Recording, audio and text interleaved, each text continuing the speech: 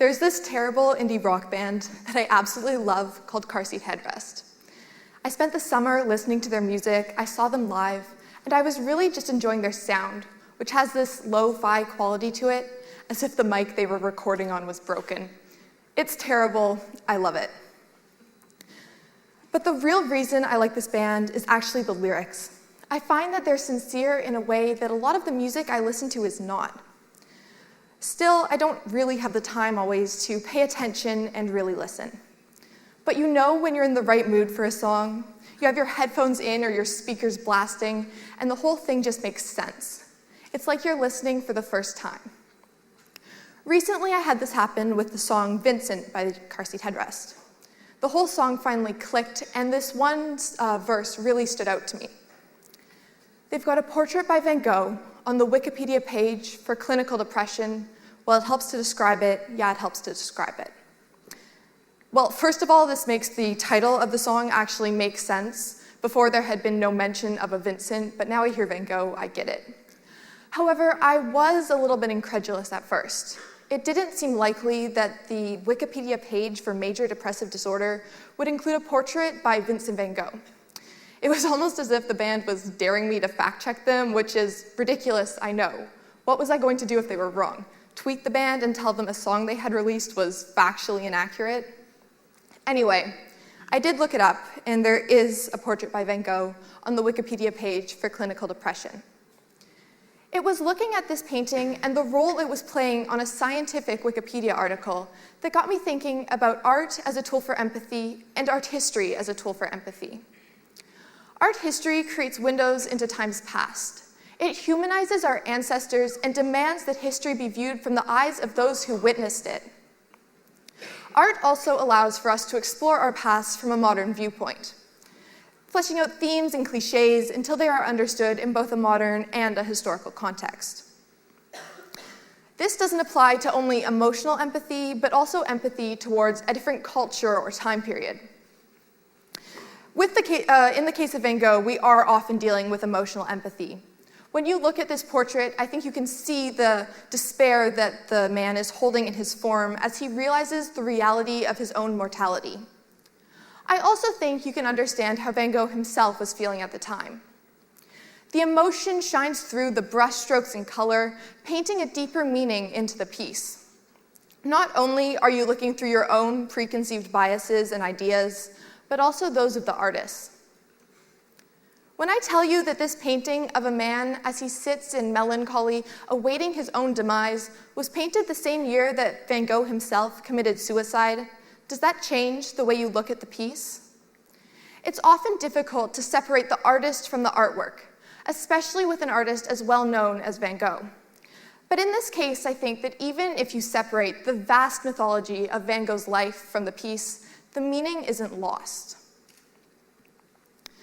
Often when you're looking at art, you're not only seeing the one artist's narrative in the work, but also the culture that led to the creation of the piece. In ancient Egyptian inscriptions, each line and form is there for a reason. With this piece, for example, you can see the classic, Egyptian pose.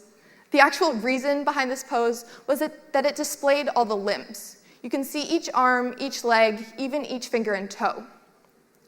Now, this was important because of the Egyptian cult of the afterlife, which isn't an actual cult, but just societal values as a whole. So much importance was placed on death and the afterlife that the life you were living was seen simply as preparation for the adventures that you would have in death. These images portray real people, and so the picture that they paint is important. If the figure is missing a toe or finger, you would be as well. Monet was creating paintings in a time of great change. Paris was being completely rebuilt from the ground up, and the camera was becoming increasingly popular and accessible.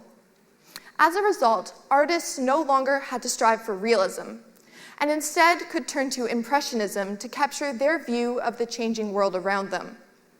You see this in the striking and whimsical color that Monet uses, which doesn't really paint a specific subject matter, but actually the emotions and opinion that he had of the changing world around him, his point of view.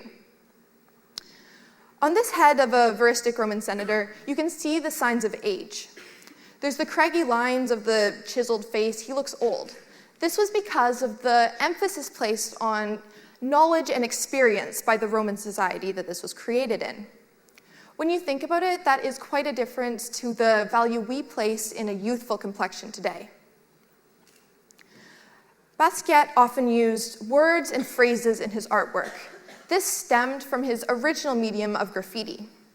Jean-Michel actually fused many different cultures and influences into his work, including the graffiti culture of New York, his upper middle class upbringing, his time homeless on the streets of New York, the original Grey's Anatomy, which is kind of interesting. If you look through most of his art, you can see medical diagrams or things similar to that. And also other prominent Black artists at the time, such as Charlie Parker and Dizzy Gillespie, two horn players and jazz musicians featured in this work. Now, it's possible that none of these pieces provoked particularly emotional responses from any of you. They were incredibly limited and served to illustrate a point.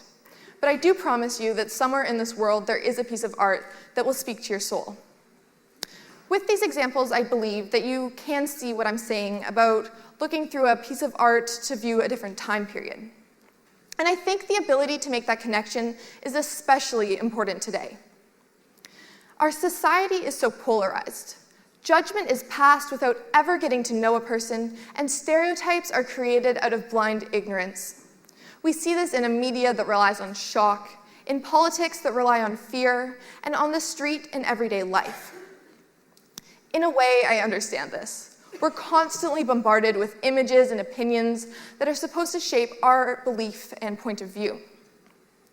It's easy to turn inwards and be afraid of what you don't understand. But I challenge you to visit an art gallery. Look at art from different cultures or time periods that you might not know about, and find empathy through the point of view of another. Look into their work and see what they saw.